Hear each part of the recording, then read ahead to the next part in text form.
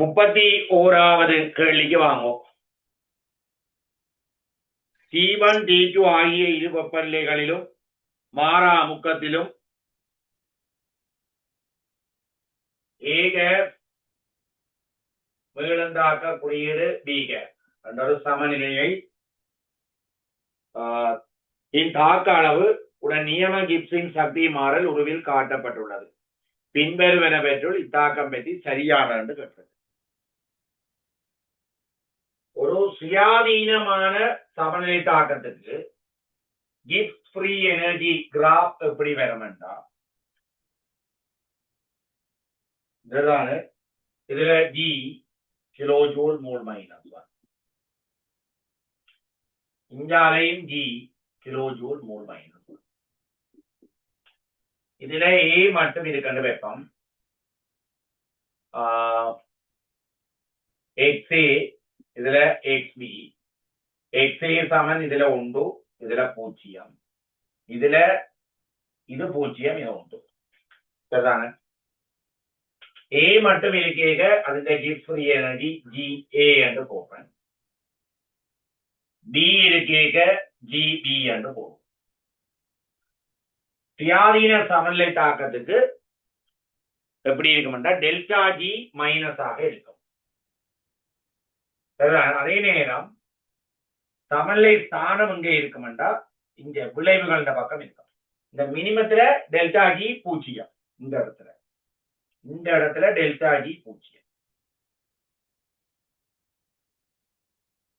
Delta G சமன் 0. இதான் சமநிலை.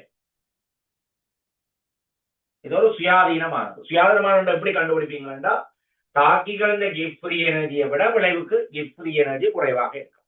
இருந்தா அது ஒரு சுயாதீனமான சமநிலை தாக்கம். அதாவது இதுல வேறுங்கோ சுயாதீனமான சமநிலை தாக்கம். இது அகவெப்ப தாக்கமா புறவெப்ப தாக்கமான்றது தெரியாது.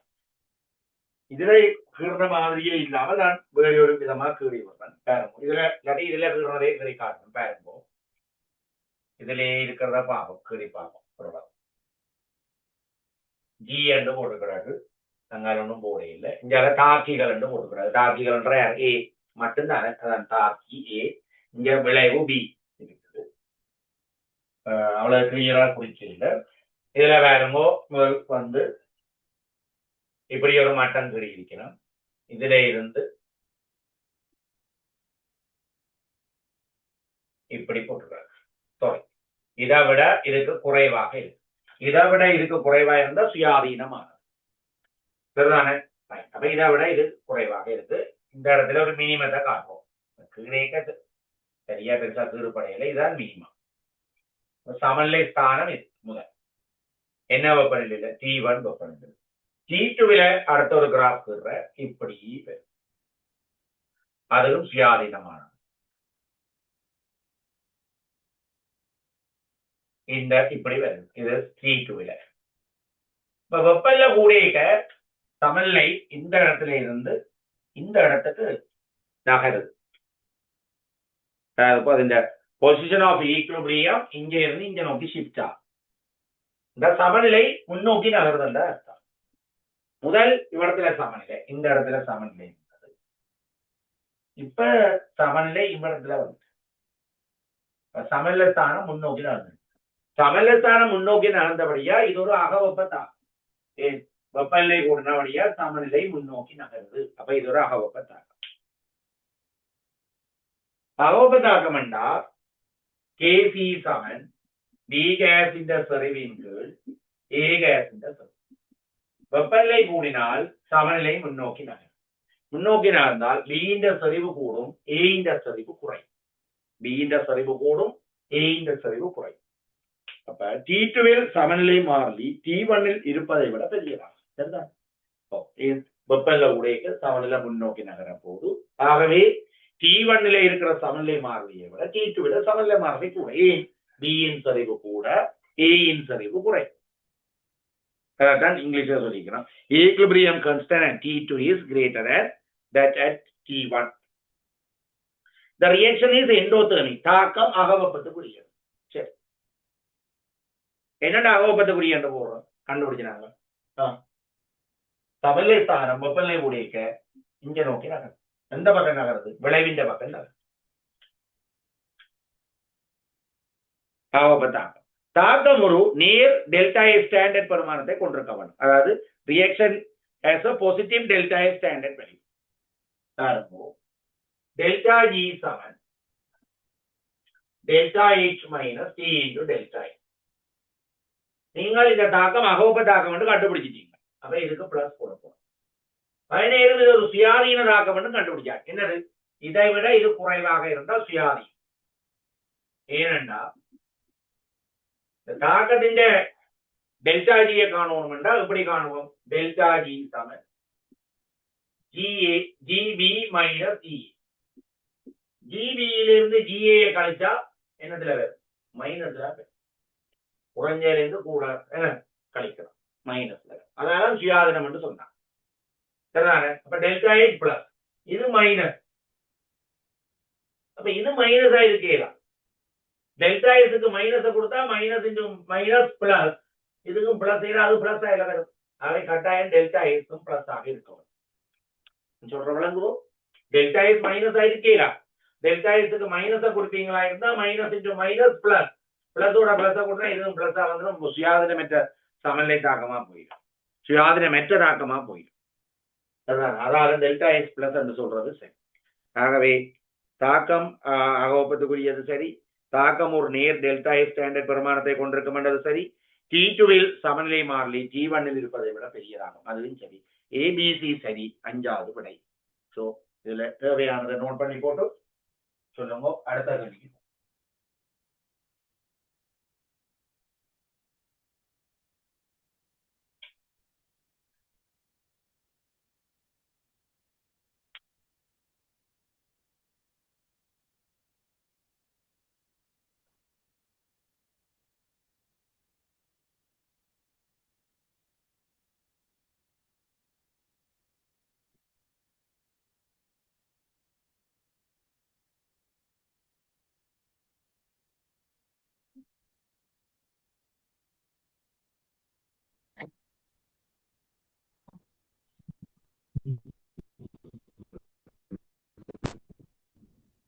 மியூட் பண்ணுங்க.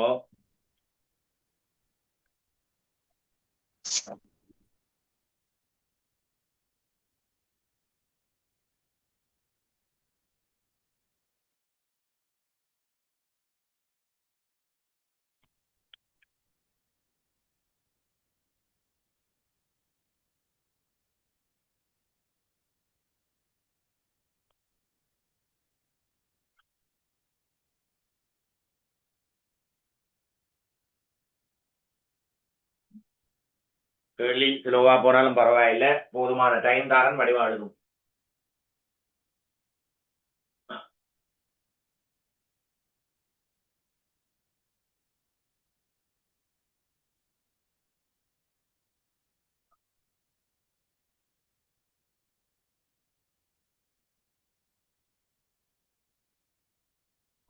மேற்படி சமநிலை தாக்கம் சுயாதீனமானது ஏனெனில் தாக்கிகளின் கிப்ஸின் சுயாதீன சக்தியை விட விளைவின் கிப்ஸின் சுயாதீன சக்தி குறைவாக காணப்படுகிறது. மேற்படி சமநிலை தாக்கம் சுயாதீனமானது ஏனெனில் தாக்கிகளின் கிப்ஸ் சுயாதீன சக்தியை விட விளைவுகளின் கிப்ஸ் சுயாதீன சக்தி குறைவாக காணப்படுகிறது.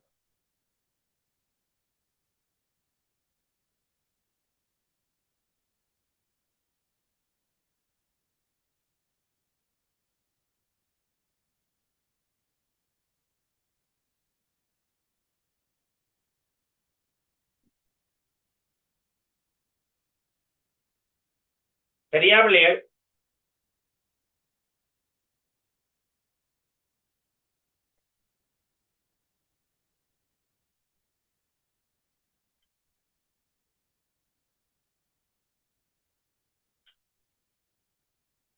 சரி, ஓகே. அடுத்த கேள்விக்கு போவோம். Can you explain first statement again? Okay. இங்க பாருங்கம்மா, வெப்பநிலை கூடியிருக்க சமநிலை ஸ்தானம் இந்த இழிவு புள்ளி, இந்த இழிவுல தான் டெல்டா டி பூஜ்ஜியமா இருக்கும். அந்த இடத்துல சமநிலையில இருக்க போகுது. சமநிலையில QC சமன் KC ஆக இருக்கு. சரிதானே? நான் வேணுமெண்டா இந்த வீடியோ இருக்கா போட்டு விடுறேன் பாருங்கோ. இது இந்த கூடிய விளக்கம், இந்த கிராஃப் படிப்பிச்ச வீடியோன்னு இருக்கு, போட்டு விடுறேன். Is free energy. சரிதானே? கிளாஸ் முடிய போடுறேன் பாருங்க. சரி, QC சமன் KC. இப்ப முதல் KC இடத்துல இருக்கு. அப்ப QC சமன் இடத்துல KC.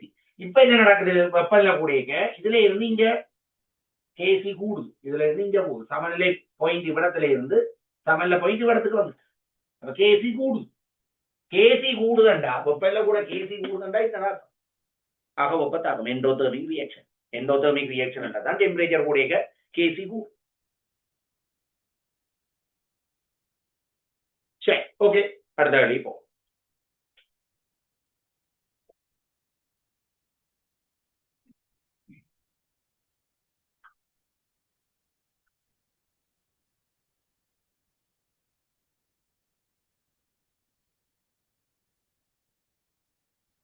அடுத்தது பியூட்டீனுக்கும் HBr-க்கும் இடையிலான தாக்கத்தை CH3 CH2 CH double bond CH2. இதோட HBr தாக்கம் முடிஞ்சா எப்படி தாக்கம் நடக்கும்? HBr இது இங்க வர, இது இங்கே வர. முதலாவதாக இலத்திரனாட்ட கூட்டல் தாக்கம் நடக்கும். முதலாவதாக இலத்திரனாட்ட கூட்டல் தாக்கம் நடந்து இரண்டு விதமான கார்போகேட்டைன்கள் வரலாம். ஒன்று CH3 CH2 CH plus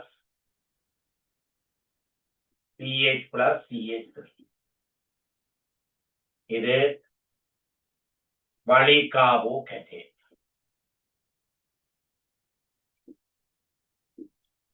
மாறியும் ஹைட்ரஜன் இணையலாம்.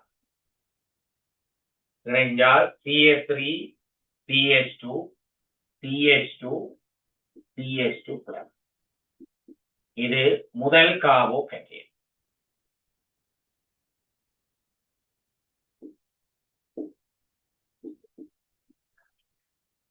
இது மோர் ஸ்டேபிள்.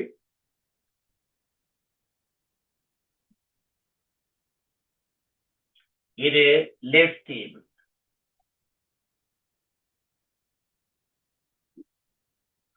அப்ப இது பாஸ்டா உருவாகும், இது ஸ்லோவா தான் உருவாகும். இலகுவில் உருவாகும். உறுதி கூடிய கார்போகேட்டைன் இலகுவில் உருவாகும். இதோட Br மைனஸ் தாக்கம் முடியும். முதலாவதாக்கம் இலத்திரனாட்ட கூட்டல். என்னதாக நடக்குது? இலத்திரனாட்ட கூட்டல். இலத்திரனாட்ட கூட்டல் கூட்டல் ஆர் இலத்திரன் நாடி என்றா H பிளஸ். H பிளஸ் தான் போய் கூட்டுப்படுது. இலத்திரன் நாடி H பிளஸ். சரியோ? இலத்திரனாட்ட கூட்டல் தாக்கத்துக்கு உட்படும் பொழுது இரண்டு வேறுபட்ட கார்போகேட்டைன்கள் உருவாகும். இதுல முதல் கார்போகேட்டைனும் வழி கார்போகேட்டைனும் இருக்குது. முதல் கார்போகேட்டைனை விட வழி கார்போகேட்டைன் உறுதி கூட வேண்டபடியா இலகுவில் உருவாகும். அடுத்தது கர்நாட்ட கூட்டல். கர்நாட்ட கூட்டல். கர்நாட்ட கூட்டல் தாக்கம் நடந்ததுண்டா CH3 CH2 CHBr CH3. இதுவும் கர்நாட்ட கூட்டல் தாக்கத்துக்கு உட்பட்டதுண்டா Br minus. CH3 CH2 CH2 CH2Br. இதுதான் பிரதான விளைவாக இருக்கு. பிரதான விளைவு. இந்த கேள்வியை பொறுத்தவரையில இதைத்தான் P என்று போட்டிருக்கிறான். இது Q, இது P, இது Q. P தான் பிரதான விளைவு. என்னுடைய பார்த்தாங்க இது பிரதான விளைவு. மேற்குறித்த தாக்கம் தொடர்பாக பின்வருவனவற்றை சரியான கூட்டுக்கள் இவை. This reaction is nucleophilic addition reaction. இந்த தாக்கம் கர்நாட்ட கூட்டல் தாக்கமாகும். இலத்திரனாட்ட கூட்டல் தாக்கம் எலக்ட்ரோபிலிக் அடிஷன் ரியாக்ஷன். முதலாவதாக நடக்கிறது இலத்திரனாட்ட கூட்டல் தாக்கம். இது இது ஸ்லோவா நடக்குது, இது ஃபாஸ்டா நடந்தாலும் பலபடி தாக்கம் ஒன்று இந்த தாக்க வீதம் என்னத்துல தங்கி இருக்கும்னா மெதுவான படியில தங்கி இருக்கு. இதுல இருந்து இது வாரது இந்த கார்போகேட்டைன் வாரது மெதுவான படி, இது விரைவான படி. சரிதானே? அவை மெதுவான படிக்குரிய தாக்கம் இலத்திரநாட்ட கூட்டல் தாக்கம் என்றபடியாத்தான். ஏன்னா அதான் தாக்க வீதத்தை தீர்மானிக்கிறபடி பலபடி தாக்கம் தாக்க வீதம் விளைவுல தங்கி இருக்கும்னு பார்த்து படிச்சிருக்கீங்க. மெதுவான படி. அப்ப மெதுவான படிதான் தாக்க வீதத்தை தீர்மானிக்கிற படி. அப்ப தாக்க வீதத்தை தீர்மானிக்கின்ற அந்த மெதுவான படிக்குரிய தாக்கம் என்ன தாக்கம்? இலத்திரநாட்ட கூட்டல் தாக்கம். இலத்திரநாட்ட கூட்டல் தாக்கம் உள்ளபடியா சரிதானே? இந்த தாக்கத்தின் பொறிமுறையை இலத்திரநாட்ட கூட்டல் என்று சொல்றோம். ஆனா உண்மையா இலத்திரநாட்ட கூட்டலை தொடர்ந்து கர்நாடக கூட்டல் நடக்கு. அப்படி எங்கேயாவது ஒரு ஸ்டேட்மெண்ட் சொல்லுவாருன்னா அதுவும் சரி. இலத்திரநாட்ட கூட்டலை தொடர்ந்து கர்நாடக கூட்டலும் நடக்கும் என்று எங்கேயாவது சொல்லப்பட்டா அந்த கூட்டம் என்னவா இருக்கும்? சரியாக இருக்கும். சரிதானே? ஆகவே இது எலக்ட்ரோபீலிக் அடிஷன் என்றதான் சரியான விடை. அப்ப முதலாவது விடை பி பிரதான விளைபொருளாகும். சரி, தாக்கத்தின் முதல் படியில் ஒரு கார்போகேட்டைன் உருவாகுது. இங்கிலீஷ் மீடியத்துல சொல்லி இருக்கு. Carbocation is form in the first step of the reaction. Carbocation carbocation is form என்று சொல்லியிருக்கு. ஒரு கார்போகேட்டைன் உருவாகும் என்று சொல்லி கார்போகேட்டைன் உருவாகும். இதுல என்ன தமிழ் மீடியத்துல என்ன அப்படின்னா தாக்கத்தின் முதல் படியில் ஒரு கார்போகேட்டைன் உருவாகிறது. சில பிள்ளைகள் இதை பார்த்து புலப்பட்டிருப்பினா 2 கார்போகேட்டைன் வருதானே, ஒரு என்றது அது இங்கிலீஷ்ல என்று கிடக்கு. சரிதானே? Carbocation is form in the first step of the reaction என்று இதுல கிடக்கு. சரிப்பா, அதை நீங்க பெருசா பார்க்காதீங்கோ. அது இந்த பிராண்ட் ரிலேஷன்ல வந்த பிரச்சனை. ஆனா அதை பெரிய பெருசா கன்சிடர் பண்றேன் இல்லை. அப்ப கார்போகேட்டைன் உருவாகிறதுன்றது சரி. அடுத்தது கியூ பிரதான விளைபொருளாகும். கியூ குறைந்த அளவு விளைபொருளாக இருக்கும். ஆகவே ஆன்சர் பியும் சியும். சரிதானே? தேவையானதை நோட் பண்ணிக்கொள்ளுங்க.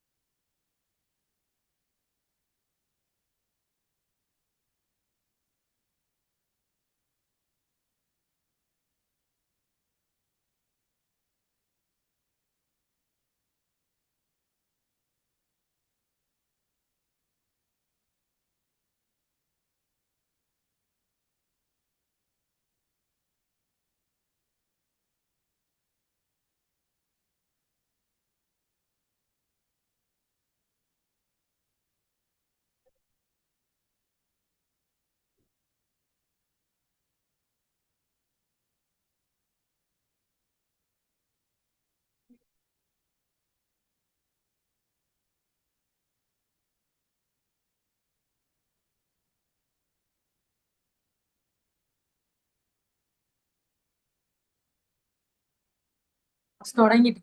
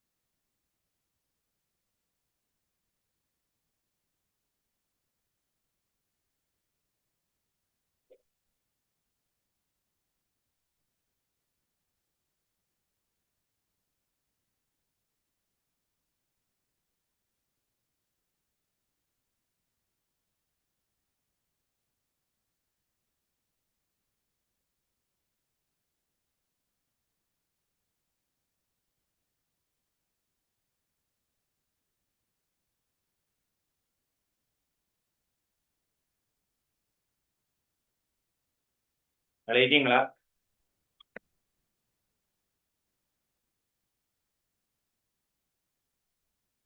சரி, அடுத்த கேள்விக்கு போவோம். பின்வருவனவற்றில் பல்படிமுறை தாக்கம், இந்த சீல விடுங்கோ. 34வது கேள்விக்கு வாங்கும். பின்வருவனவற்றில் பல்படிமுறை தாக்கம் ஒன்றில் மிக மெதுவாக நடைபெறும் படிமுறை தொடர்பாக எப்போதும் சரியான கூற்று அல்லது கூற்றுக்கள் எது அல்லது எவை? பலபடி தாக்கத்திலே இது. அதன் மூலக்கூற்று திறன் ஒரு முழு எண்ணாகும். பிள்ளைகள் பலபடி தாக்கம் என்ன, ஒருபடி தாக்கம் என்ன, ஒரு தாக்கத்தின் மூலக்கூற்று திறன் வந்து எப்பொழுதும் என்னவே இருக்கும், முழு எண்ணா தான் இருக்கும். ஒரு நாளும் நாங்கள் தாக்கங்களை சமப்படுத்தும் பொழுது பின்னங்களோ பாவிக்கிறது இல்லை. தெர்மோகெமிஸ்ட்ரியில மட்டும்தான் அப்படி எழுதுறமே ஒழிய மற்றும் படிப்புலையோ பிசிக்கல் கெமிஸ்ட்ரியிலையோ இன்ஆர்கானிக்லயோ நாங்கள் ஒரு நாளும் சமப்படுத்த பின்னங்களை பாவிக்கிறேன். எப்பவும் என்ன செய்வோம், நேர் முழு எண்களை தான் பாவிப்பான். ஆகவே அதன் மூலக்கூற்று திறன் ஒரு முழு எண் ஆகும். சரிதானே? the molecularity is an integer என்று போட்டிருக்கு. சரி, அடுத்தது அதன் மூலக்கூற்று திறன் தாக்கத்தின் ஒட்டுமொத்த வரிசையை விட உயர்வாகும். மூலக்கூற்று திறனுக்கும் தாக்க வரிசைக்கும் இடையில பிள்ளைகள் எந்த ஒரு சம்பந்தமும் இல்லை. மூலக்கூற்று திறனுக்கும் தாக்க வரிசைக்கும் இடையே எந்த ஒரு சம்பந்தமும் இல்லை. முதன்மை தாக்கத்துக்கு மட்டும்தான் மூலக்கூற்று திறனும் தாக்க வரிசையும் சமம். பலபடி தாக்கத்தின் மூலக்கூற்று திறன் என்றது மெதுவான படியின் மூலக்கூற்று திறனை தான் நாங்கள் பலபடி தாக்கத்தின் மூலக்கூற்று திறன் என்று சொல்றாங்க. ஆனால் பலபடி தாக்கத்தின் மூலக்கூற்று திறனுக்கும் தாக்க வரிசைக்கும் சம்பந்தம் இல்லை. அதே மாதிரி பலபடி தாக்கத்தின் தாக்க வரிசைக்கும் தாக்கப்படிகளின் எண்ணிக்கைக்கும் சம்பந்தம் இல்லை. சில தாக்க பொறிமுறைகளை பார்த்தீங்கன்னா பலபடி தாக்கத்தின் தாக்க வரிசையும் தாக்கப்படிகளின் எண்ணிக்கையும் சமனாக இருக்கிற தாக்க பொறிமுறைகளும் இருக்கு. அடுத்தது சில தாக்க பொறிமுறைகள்ல பார்த்தீங்கன்னா மெதுவான படியின் மூலக்கூற்று திறனும் தாக்க வரிசையும் சமனாக இருக்கிற சந்தர்ப்பங்களும் இருக்கு. அதால பலபடி தாக்கத்தின் மூலக்கூற்று திறனுக்கோ தாக்க வரிசைக்கோ என்ன இல்லை, சம்பந்தம் இல்லை, எதுவித தொடர்பும் இல்லை.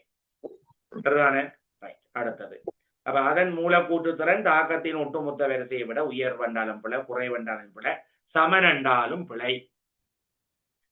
அதன் மூலக்கூற்று திறன் முழு எண்ணன்றது சரி, சரி. அடுத்தது அதன் வீதத்தில் தாக்கத்தின் ஒட்டுமொத்தமான வீதமான தங்கியுள்ளது. Overall rate of the reaction depend on its rate. Okay, பலபடி தாக்கம் ஒன்றின் தாக்க வீதம் எதுல தங்கி இருக்குன்னா மெதுவான படியில தான் தங்கி இருக்கு. அப்ப அதன் வீதத்தில் தாக்கத்தின் ஒட்டுமொத்தமான வீதமானது தங்கியுள்ளது. சரி, அதன் மூலக்கூற்று திறன் தாக்கத்தின் படிமுறைகளின் எண்ணிக்கைக்கு சமனாகும். அதுவும் பிழை. ஆகவே இதுல சரியான விடை ஏயும் சி.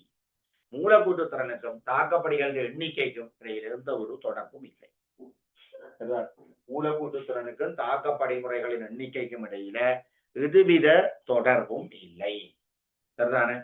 மூலக்கூற்று திறன் வேற, தாக்க பொறிமுறை வேற, தாக்கப்படிகளின் எண்ணிக்கை வேற, அதுகளில் ஒன்றோட ஒன்று தொடர்பு இல்லை. சரிதான்? முதன்மை தாக்கத்துக்கு மட்டும், முதன்மை தாக்கம் வேண்டாம், ஒரு படியில நடக்கிற தாக்கங்களுக்கு மட்டும் மூலக்கூற்று திறனும் தாக்க வரிசையும் சமனாக இருக்கு. உதாரணமாக ஒரு முதன்மை தாக்கம் வந்து சும்மா எழுதிக்காரு. 2A கேஸ் சக B கேஸ், இப்படி ஒரு முதன்மை தாக்கத்தை எழுதும். C கேஸ் R சமன் K into A கேஸ் இந்த செறிவின் வர்க்கம் into B கேஸ் இந்த செறிவு.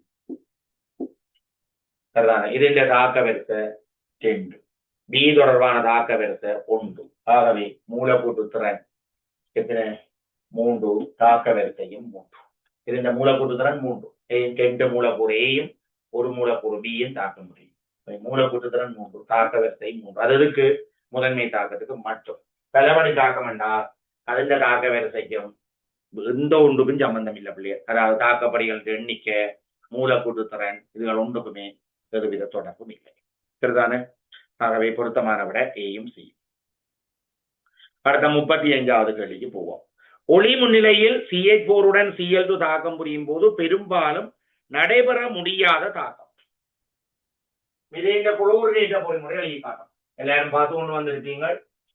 பேப்பர் கிளாஸுக்கு வரையக அதோட தொடர்புபட்ட கேள்விகள் பார்த்துட்டு வர வேணும்னு சொன்னா, தொடக்க நிலை Cl2 இருந்து 2Cl டாட், இது தொடக்க நிலை அல்லது தொடக்க படி அல்லது தொடக்க நிலை. விருத்தி நிலைகள்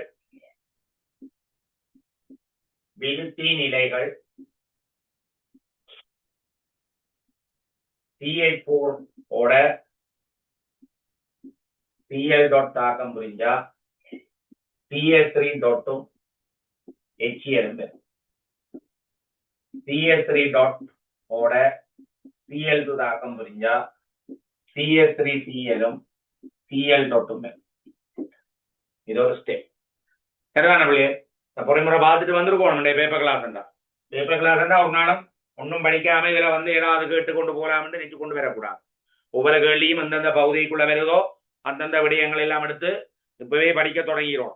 ஒரு பேப்பர் செய்ய கிட்டத்தட்ட எல்லா நோட்ஸ்களும் பார்க்கப்படும். சரிதானே? அதன் மூலம் ஒரு ரிவிஷன் தொடர்ந்து நடந்து கொண்டிருக்கும் உங்களுக்கு. அதே லெவல் எக்ஸாமு கிட்ட போயிக்க பெரிய அளவு லோட் இருக்காது, நிறைய விஷயங்கள் படிக்க வேண்டி இருக்காது. அதை விட்டுட்டு எக்ஸாமுக்கு 15 நாள் இருக்க எல்லா கோப்பியையும் அடுக்கி வச்சுட்டு பார்க்க வலிக்கிறது இல்லை. பெருசு என்னென்ன இதெல்லாம் வருதோ எல்லாம் எடுத்து பார்த்துருப்போம். இது தொடக்க நிலை, அடுத்த விருத்து நிலை. அடுத்தது என்ன நடக்கும்டா, ஒரு 1 to 1 எழுதுனா ஒரு செட் எழுதும். CH3Cl ஓட Cl டாட் தாக்கம் புரிஞ்சா CH2Cl டாட்டும் HCl. பிறகு CH2Cl டாட்டோட Cl2 தாக்கம் புரிஞ்சா CHCl3யும் Cl டாட்டும். சரிதான்? Sorry, CH2Cl2 Cl டாட்டும். எங்களுக்கு இந்த கேள்வி இந்த ஏரியாக்குள்ள வந்து வேற ஒன்றுக்குள்ள அங்கால கதை. அப்ப ஃபியூச்சரான வரப்போற பேப்பர்கள்ல புல் பொறிமுறையும் தெரிஞ்சிருக்கிறது நல்லா. CH3.Cl2 CH3.Cl2 CH3Cl Cl dot A. சரி, CH3 டாட்டும் Cl டாட்டும் இது விருத்தி படிகள். இதுக்குரிய தாக்கம் முடிவுறும் படிகள் என்று பார்த்தாங்க. Termination state. சரிதானே? Initiation, propagation, termination. டெர்மினேஷன் ஸ்டேட்ல என்ன நடக்கும்டா, சுயாதீன மூலியங்கள் உருவாகாது, நுகரப்படுற மட்டும்தான் நடக்கும். இங்க இருக்கும் நுகரப்பட்டு திருப்பி உருவாகும். சரிதான்?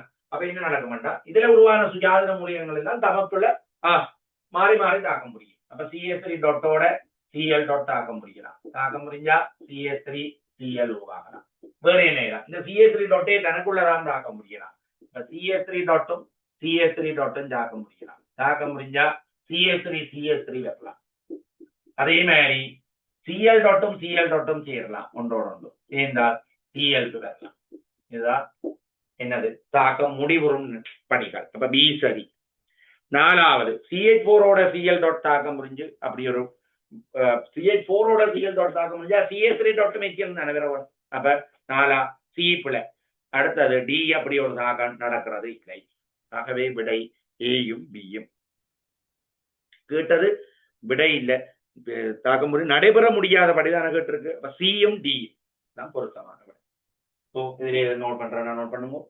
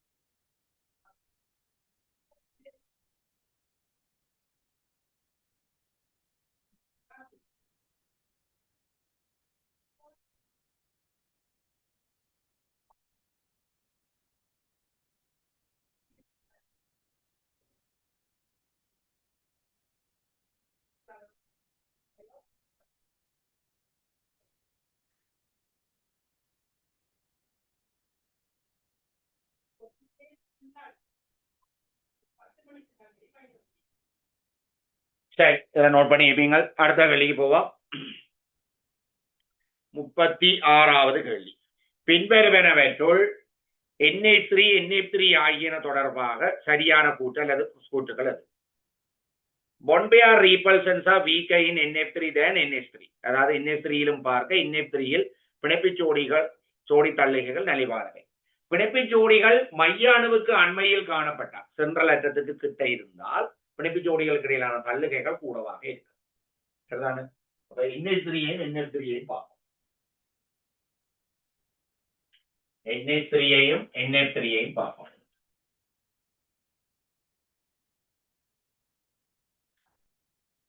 இது NH3, அடுத்தது NF3. NH3யில பிணைப்பு ஜோடிகள் எண்ணுக்கு கிட்ட இருக்கு. ஏனென்றா மின்னெதிர்த்தன்மை வந்து ஹைட்ரஜனை விட நைட்ரஜனுக்கு மின்னெதிர்த்தன்மை கூடும். NF3யில பாத்தீங்கன்னா புளோரினுக்கு கிட்ட இருக்கு. ஏனென்றா நைட்ரஜனை விட புளோரினுக்கு மின்னெதிர்த்தன்மை கூடும். அதனால பிணைப்பு ஜோடிகளுக்கு இடையிலான தள்ளுகை இருக்க கூடவே இருக்கும். NF3 கூடவே இருக்கும். மைய அணுவுக்கு கிட்ட பிணைப்பு ஜோடிகள் இருக்குமா இருந்தால் பிணைப்பு ஜோடிகளுக்கு இடையிலான தள்ளுகை கூடவாக இருக்கு. ஆகவே பிணைப்பு ஜோடி தள்ளுகை, அதாவது பொன்பெயார் ரீபல்ஷன் எங்க கூடவே இருக்கும்டா NF3யை விட NH3யில தான் கூடும். ஆகவே NH3யிலும் பார்க்க NF3யில் பிணைப்பு ஜோடி தள்ளுகைகள் நலிவானவை. NF3யில நலிவானது என்று சொல்றது சரி. சரிதானே? ரைட். அப்ப அறிவைங்கோ பிணைப்பு ஜோடிகள் மைய அணுவுக்கு அண்மையில் காணப்படுமாயின்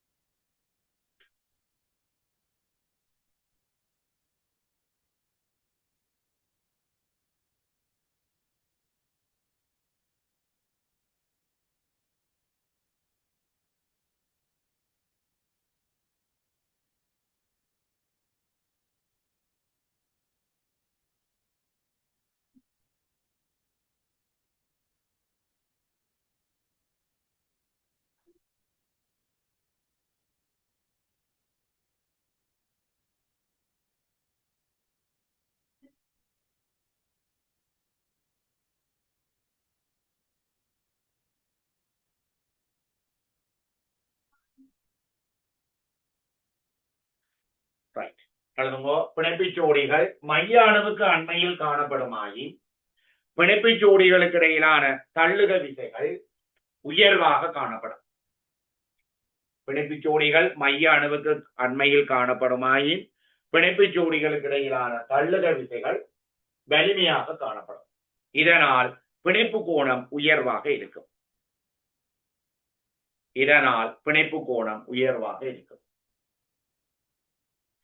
சரி, அடுத்தது NF3 ஆனது NH3யை விட உயர் இருமுனைவு திருப்புத்திறனை கொண்டது. பாப்போம். இருமுனைவு திருப்புத்திறன் போடப்போம். அதாவது டைபோல் மொமெண்ட் எப்படி இருக்கும் பார்ப்போம். NF3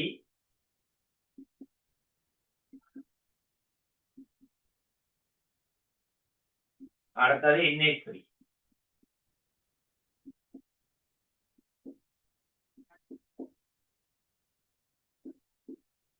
தனிஜோடி இருமுனைவு திருப்புத்திறன் எப்படி இருக்கும்டா மைய அணுவில் இருந்து வெளிநோக்கி இருக்கும். பிணைப்பு இருமுனைவு திருப்புத்திறன் டைரக்ஷன் எங்க இருக்கும்டா மின்னழுத்தன்மை கூடிய மூலத்தை நோக்கி இருக்கும். இப்படி ஆகவே NF3 விளையுள் இருமுனைவு திருப்புத்திறன் என்பது இந்த 3 NF பிணைப்பு இருமுனைவு திருப்புத்திறன் விளையுள்ளிலிருந்து தனிச்சோடியை கழிக்க வேணும். இதுல பாத்தீங்கன்னா ஹைட்ரஜனை விட நைட்ரஜனை மின்னேற்றமா கூட.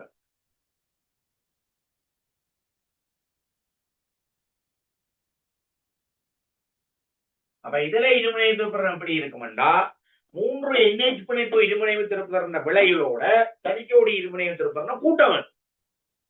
மூன்று NH பிணைப்பு இருமுனைவு திருப்பதற்ன விளைகளோட தனிச்சோடி இருமுனைவு திருப்பதற்ன கூட்டம். அதனால இதை விட இதுக்கு விளைவுள் இருமுனைவு திருப்பதன் கூடவாக இருக்கும். சரிதான்? இதுல என்ன செய்யுது? இது மூன்றின்றையும் விளைவுள்ள இருந்து பரிவாக்க போகணும். இது மூன்றின்றையும் விளைவுள்ள இருந்து இது கழிபடு. இது இந்த மூன்றின்றையும் விளைகளோட இது கூட்டுப்படுது. அதனால யாருக்கு ரிசல்டன்ட் டைபால் மொமெண்ட் கூட இருந்தா, அதாவது விளைவுள் இருமுனை வச்சிருப்பதற்கு யாருக்கு கூட இருந்தா NH3 விட NH3 கூட. NH3 ஆனது NH3 விட உயர் இருமுனை வச்சிருப்பதனை கொண்டது என்பது பிழை. அடுத்தது லூயி மூலத்தை பற்றி கேட்டுக்கிறார். லூயி மூலம் NH3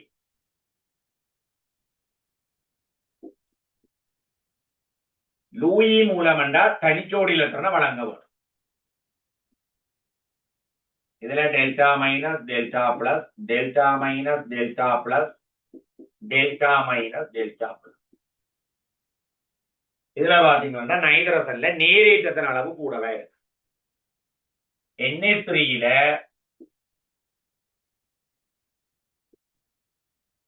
ஹைட்ரசனுக்கு delta plus delta minus delta plus delta minus delta plus delta minus.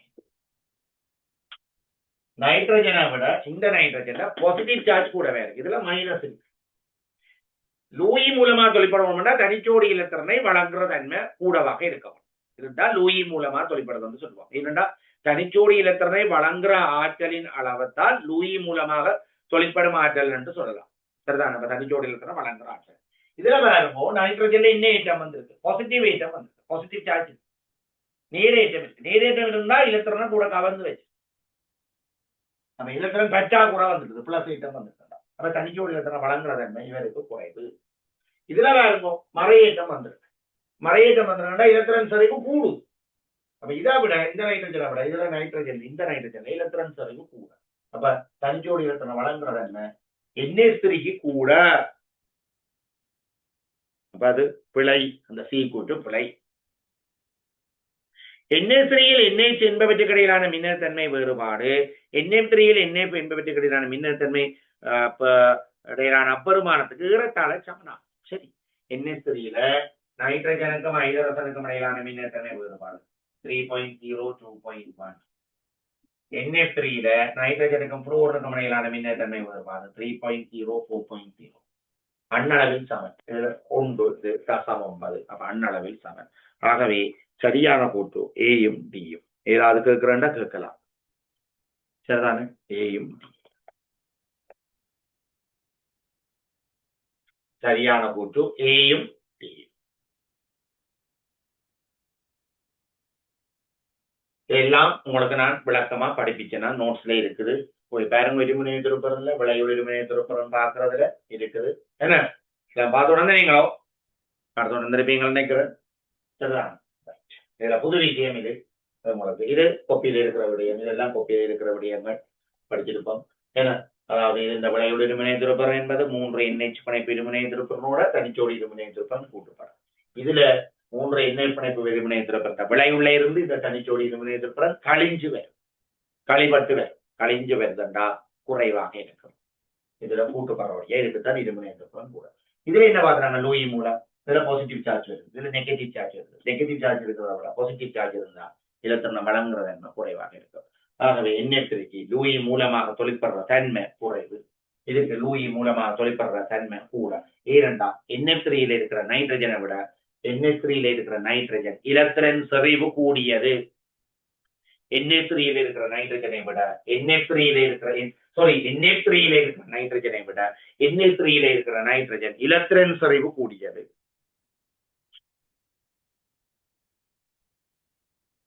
சரியா? ரைட்.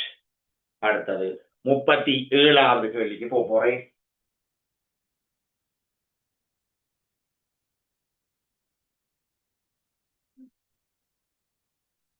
முப்பத்தி 37வது வினா. 1000 கெல்வினில் கென்று எண்ணூக சக Br2 கேஸ் 2 NOBr கேஸ்.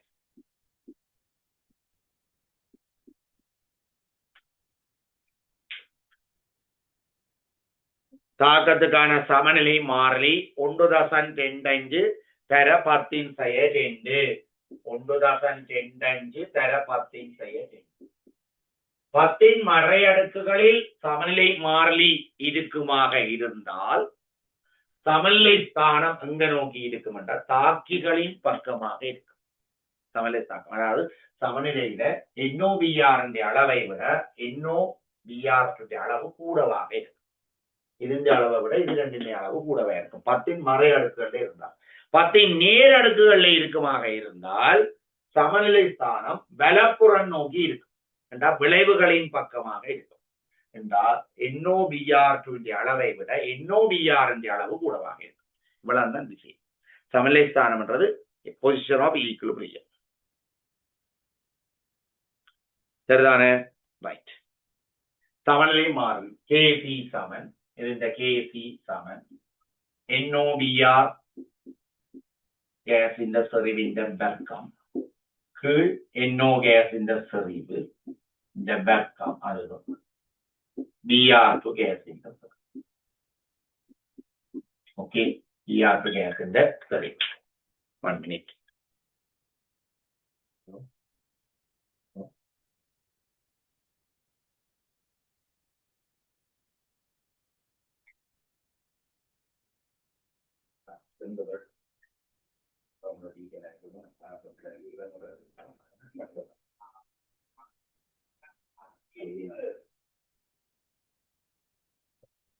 சரி, ரைட். இது கேசி. Right, okay. இதுல பித்தாக்கத்தை பார்ப்போம். பித்தாக்கம்ன்றது 2 NOBr கேஸ் இருந்து 2 NO கேஸும் Br கேஸும் மாறாதான் இதுന്റെ பின்முகத்தாக்கம். பின்முகத்தாக்கத்துக்கு Kc டேஷ் என்று போட்டா அது என்னவா இருக்கும்டா 1/Kc ஆக இருக்கும். அது சமன் 1/1.25 தர 10^2. இந்த 10^2 மேல போனால் 10^2 கீழ் 1.25. அது சமன் 80. சரியா? முதலாவது ஸ்டேட்மெண்ட் சொல்றேன். சமநிலை கலவையில் பிரதானமாக இன்னோவும் Br2 இருக்குதான். அதே போல சமநிலை கலவையில் பிரதானமாக சமநிலை கலவையில் பிரதானமாக இன்னோவும் Br2 இருக்குது. இருப்பதோடு பித்தாக்கத்துக்கான சமநிலை மாறிலி 80. அது மோல் டெசிமீட்டர் -3. சரிதானே? இங்க அழகு மோல் -1 டெசிமீட்டர் கனம்.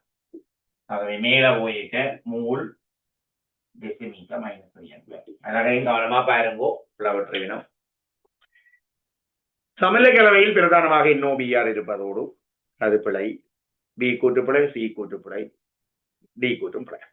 ஒரே விஷயத்தை தான் திருப்பி திருப்பி கதைச்சிருக்கணும். ஆனா பிழையான முறையில சொல்லப்பட்டிருக்கு BCD கூட்டு. சரியான விடை வந்து அப்ப சமநிலை மாறிலி திருப்பி சொல்றேன் 10 மறை அடுக்குகள்ல இருந்தால் பிரதானமாக தாக்கிகள் இருக்கும். சமநிலையில பிரதானமா இருக்கிறது தாக்கியா இருக்கும். சமநிலை மாறிலி 10 நேர் அடுக்குகள்ல இருக்குமாக இருந்தால் சமநிலையில பிரதானமாக இருக்கிறது விளைவாக இருக்கும். சரிதானே? ரைட். இதுல ஏதாவது நோட் பண்றாங்க? நோட் பண்ணணும்.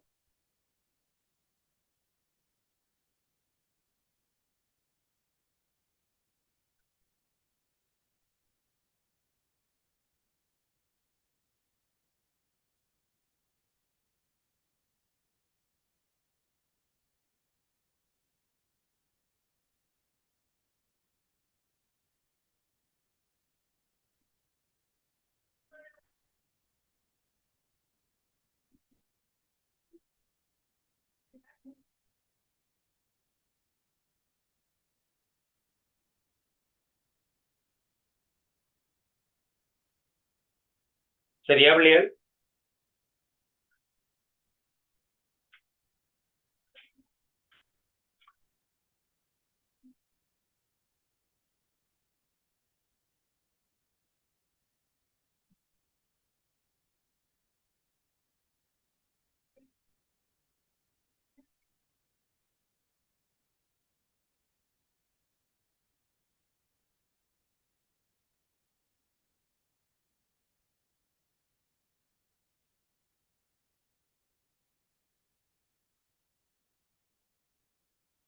சரி, ஓகே.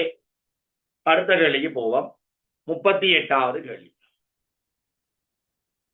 வாயு அவத்தையில் நடைபெறும் ஓர் இருமூலக்கூற்று முதன்மை தாக்கம் தொடர்பாக பின்வற்றில் இது சரியானது. இருமூலக்கூற்று முதன்மை தாக்கம் கண்டா மூலக்கூற்று திறன் 2ஆக உள்ள ஒரு முதன்மை தாக்கம். மூலக்கூற்று திறன் 2 சும்மாடி விடுவோம். ஏக சகபீக மூலக்கூற்று திறன் 2 இங்க விளைவுகள் அதை பற்றி எங்களுக்கு தேவையில்லை. ஆகவே தாக்கத்தின் வீதத்துக்கான கணித கோவை அதாவது ரேட் லோ எப்படி வரும்? R சமன் K இன்டு A கேஸின் செறிவு இன்டு B கேஸின் செறிவு என்று வரும். சரிதானே? ரைட். எத்தனையாம் வரிசை தாக்கம்? 2ஆம் வரிசை தாக்கம். வேறு ஒன்றுமே இல்லை. உங்களை புறப்புறக்காத்தான் ABC கூற்றுகள் சொல்லப்படுகிறது. A கூட்டும் B கூட்டும். தாக்கிகளின் சரிவுகள் சமனாகும் போது மாத்திரமே தாக்கத்தின் பரிசோதனை ரீதியாக துணியப்படும் வரிசை 2 ஆகும். படுகொலை இது ஒரு முதன்மை தாக்கம். மூலக்கூற்று திறன் 2, பீசமான குணகம் ஒன்று 2. முதன்மை தாக்கம் என்றா என தாக்க வரிசை பீசமான குணகங்களின் கூட்டுத்தொகைக்கு சமன் என்று சொல்லலாம், அல்லது மூலக்கூற்று திறனுக்கு சமன் என்று சொல்லலாம். ஓகே, அதுல எந்த ஒரு மாற்று கருத்துக்கும் இடமில்லை. ஆகவே முதலாவது கூட்டு A கூட்டுப்பட B கூட்டுப்பட. அடுத்த ஒரு விஷயம் சொல்றேன். தாக்கி ஒன்றின் செறிவு மற்றையதை விட ஒப்பீட்டளவில் பெருமளவில் அதிகரிக்கும் போது தாக்கத்தின் வீதம் அத்தாக்கியின் செறிவில் தங்கி இருக்காது. இது 1/10⁻³ மோல் டெசிமீட்டர் மைனஸ். இது 10 மோல் டெசிமீட்டர் மைனஸ் என்று வைப்போம். ஆகவே தாக்கம் நடந்தால் இந்த நடந்து முடிஞ்சா கூட இந்த செறிவு கிட்டத்தட்ட 10 ஆகும். ஆகவே தாக்க வீதம் R சமன் K இன்டு A கேஸின் செறிவு இன்டு B கேஸின் செறிவு நோட் என்று போடுவோம். நோட் என்ற ஆரம்ப செறிவாயே தொடர்ந்து இருக்கு. இங்கு B கேஸின் செறிவு not very very greater A கேஸின் செறிவு. ஆகவே B கேஸின் செறிவை கொண்டே K உடன் சேர்க்க போறேன். சேர்த்தா R சமன் K டேஷ் இன்டு A கேஸின் செறிவு. K டேஷ் என்பது K இன்டு B கேஸின் செறிவு நோட். நோட் ஆரம்ப செறிவாயே இருக்கு. தொடர்ந்து பார்த்து ஆகவே தாக்க வீதம் B இந்த செறிவில என்ன இருக்காது, தங்கி இருக்காது. முந்தி இது பிழை என்று எடுத்தவ. அதான் உங்களுக்கு விட கொடுக்க C பிழை என்று கொடுத்து ஒரு விட கொடுத்திருக்கிறோம். நாங்கள் இப்ப கேட்க 2019 நாங்க நியூஸ்ல நான் 17 இருந்து வரேன். சரிதானே? நியூஸ்ல பதில் படி. இப்ப நாங்கள் இது சரி என்றுதான் எடுக்க வரும். சரிதானே? சரியோ? இது இப்ப உங்களுக்கு தெளிவாக உங்களோட ரிசோர்ஸ் புக்கிலேயே சொல்லப்பட்டது. அப்ப அந்த கூட்டு சரி. மாறாவு பிள்ளையில் தாக்கிகள் அடங்கிய கொள்கலத்தின் கனவளவை குறைக்கும் போது தாக்கி மூலக்கூறுகளுக்கு இடையிலான மோதுகை வீதம் அதிகரிக்கும். சரி, கொள்கலத்தின் கனவளவை குறைச்சால் என்ன நடக்கும்? செறிவு கூடும். செறிவு கூடுனா என்ன நடக்கும்? செறிவு கூடும் என்று சொல்லலாம். அல்லது ஓரளவு கனவளவில் உள்ள மூலக்கூறுகளின் எண்ணிக்கை கூடும். இதுதான் பாத்திரம். 1 2 3 4 5 6 7 8 9 10 11 12 13 14 கொள்கலத்தின் கனவளவை குறைச்சா 1 2 3 4 5 6 7 8 9 10 11 12 14 15. இதை விட இதுல என்ன நடக்கும்? மூலக்கூறுகளுக்கு இடையிலான தூரம் குறையுது. ஆகவே ஓரிலகு நேரத்தில் நிகழ்கின்ற மோதுகைகளின் எண்ணிக்கை என்ன செய்யும்? கூடும். ஆகவே அதைத்தான் சொல்றேன். மாறாவு பிள்ளையில் தாக்கிகள் அடங்கிய கொள்கலத்தின் கனவளவை குறைத்து விட்டேன். குறைக்கும் போது தாக்கிய மூலக்கூறுகள் மோதுகை வீதம் கூடும். மோதுகை வீதம் என்றால் ஓரளவு கனவளவில் ஓரளவு நேரத்தில் நிகழ்கின்ற மோதுகைகளின் எண்ணிக்கை. அப்ப சியும் டியும் சரி. மூன்றாவது விடை பாஸ் பேப்பர்ல விட 5 இருக்கு. அதே என்னண்டா டி மட்டும் சரி 5. இப்ப நாங்கள் சியும் டியும் சரி 5வது விடை. இதுல 2 எழுதி போட்டு சொல்லுங்க.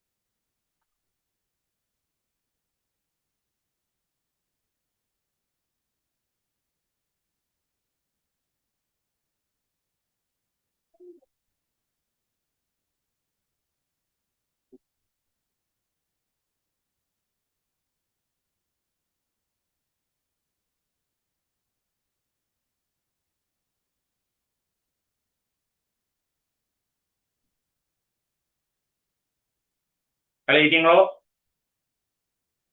சரி, அடுத்த கேள்விக்கு போவோம். பின்வருவனவற்றில் மிதையில் பென்சீன், அதாவது தொலியின் தொடர்பாக சரியான கூற்று அல்லது கூற்றுக்கள் எவை? தொலி கிரேக்காரம்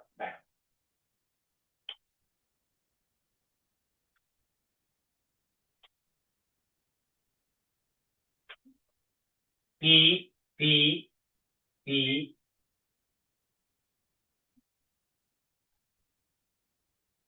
ஏ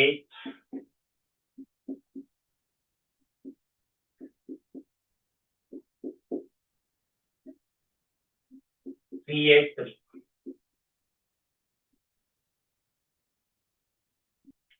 இந்த கார்பன் கார்பன் ஒற்றைப்பிணைப்பு சுயாதீன சுழற்சி உடையது. இது சுத்தும், இப்படி மேல கிடந்து இப்படி சுத்தி கொண்டிருக்கு. அதனால ஒரே தளத்துல சேம் பிளேன்ல இருக்கக்கூடிய வளவும் சேம் பிளேன்ல இருக்கு. எல்லா கார்பன் அணுக்களும் ஒரே தளத்தில் இருக்கு. சரி, ஹைட்ரஜன், மூன்று ஹைட்ரஜன் தவிர மற்ற எல்லாம் ஒரு தளத்துல இருக்கு. எல்லா கார்பன் கார்பன் பிணைப்பு நிலங்களும் ஒன்றுக்கொன்று சமனாகும். பென்சீன்ல இருக்கிற எல்லா பிணைப்பு நிலங்களும் சமன். அது பாருங்க, பிணைப்பு நிலம் பார்த்தா மும்மை பிணைப்பை விட இரட்ட பிணைப்புக்கு நீளம் கூட. இரட்ட பிணைப்பை விட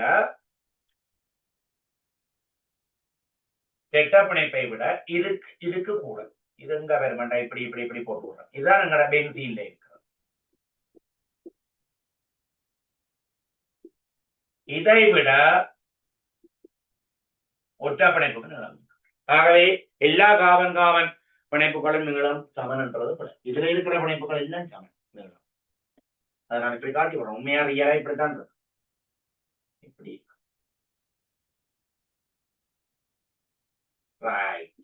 இதை விட இந்த ஒற்றை பிணைப்புகள் நீளம் கூடும். அப்ப எல்லா கார்பன் கார்பன் பிணைப்பு நீளங்களும் ஒன்றுக்கொன்று சமனாகும். பிழை. எல்லா கார்பன் ஹைட்ரஜன் பிணைப்பு நீளங்களும் ஒன்றுக்கொன்று சமனாகும். பிழை. CH பிணைப்பு நீளம் எப்படி எப்படி வரும் என்றா, CH பிணைப்பு நீளம் இது கூட உங்களுக்கு படிப்பிச்சிருக்கிறேன். sp கார்பன் CH விட, sp கார்பனோட வார CH பிணைப்பை விட sp2 கார்பன் CH பிணைப்பு நீளம். இதை விட sp3 கார்பன் CH இன்னும் பிணைப்பு நீளம். அப்ப இந்த CH எல்லாத்தையும் விட இந்த CH பிணைப்பு நீளம் கூட. எல்லா கார்பன் ஹைட்ரஜன் பிணைப்பு நீளங்களும் ஒன்றுக்கொன்று சமனாகும் என்றது பிழை. அடுத்தது, எந்த ஒரு CCC பிணைப்பு கோணமும் 120 பாகை. இந்த கோணம் 120, இது 120, இது 120, 120, 120, எல்லாம் 120. அதுவும் சரி. ஆகவே பொருத்தமான விடை ஏயும் டியும். பொருத்தமான விடை ஏயும் டியும்.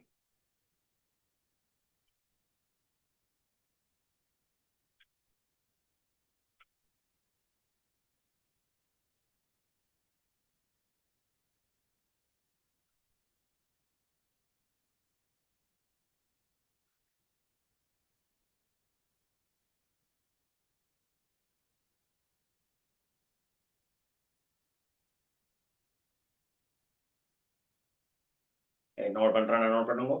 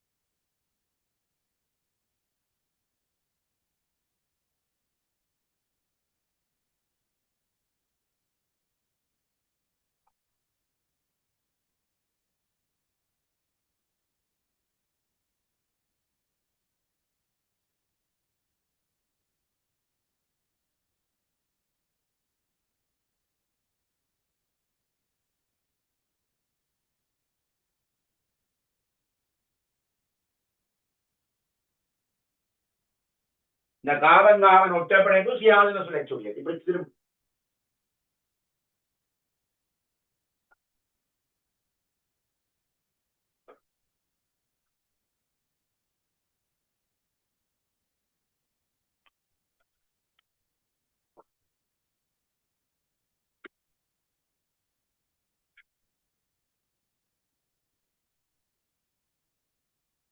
ஓகே பிள்ளைகள், மிகுதி கேள்வி நாங்கள் நாளைக்கு